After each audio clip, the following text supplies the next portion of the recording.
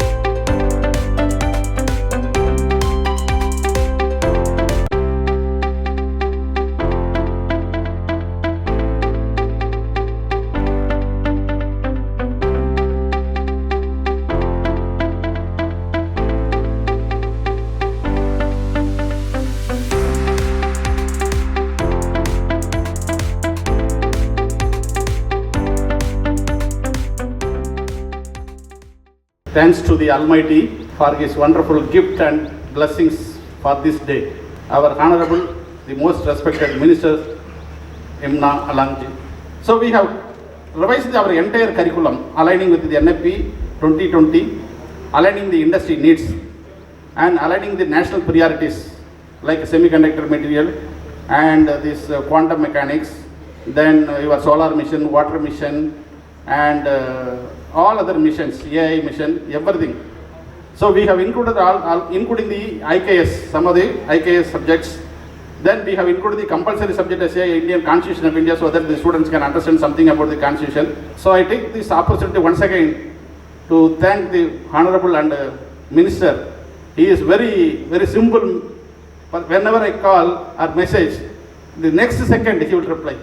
I have never seen such a simple person who can immediately reply without without showing any kind of inhibitions. So we are very fortunate to have such a simple man as our Honorable Minister for the state of Nagaland. On behalf of NIT Nagaland, sir, I assure you, sir, my job is not only limited within the four walls of NIT Nagaland.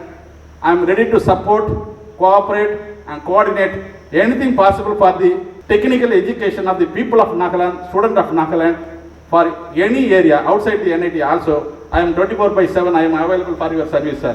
Nagaland में जो NIT चुमुगदिमा की जो सफर रहा है, ये एक बहुत ही अच्छा सफर हमारे प्रदेश के लोगों के लिए हुआ है। भारत सरकार की जो दूरदर्शिता रख के NIT नागालैंड में स्थापित किया, उसके लिए भारत सरकार को भी हम लोग बहुत शुक्रगुजार हूं। इतना आसान नहीं है नागालैंड जैसा छोटा सा राज्य में एक राष्ट्रीय हित का NIT जैसा एक इंस्टीट्यूशन स्थापित होना। हमारी वरिष्ठ NIT के डायरेक्टर प्रोफेसर साहब से पहला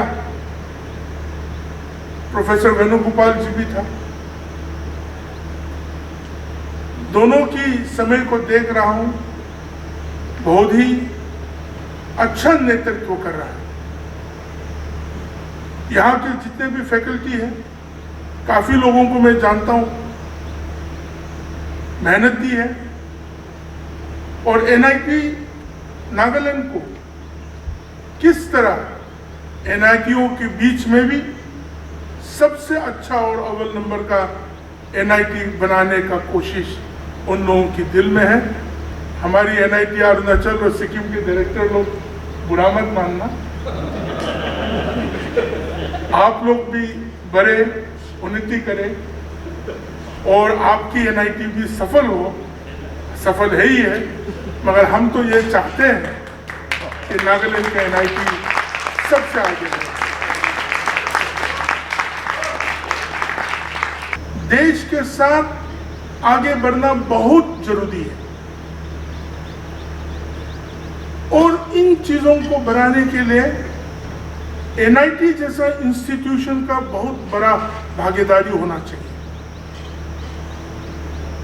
सिर्फ शिक्षा देना नहीं, मगर शिक्षा के साथ राष्ट्रवाद,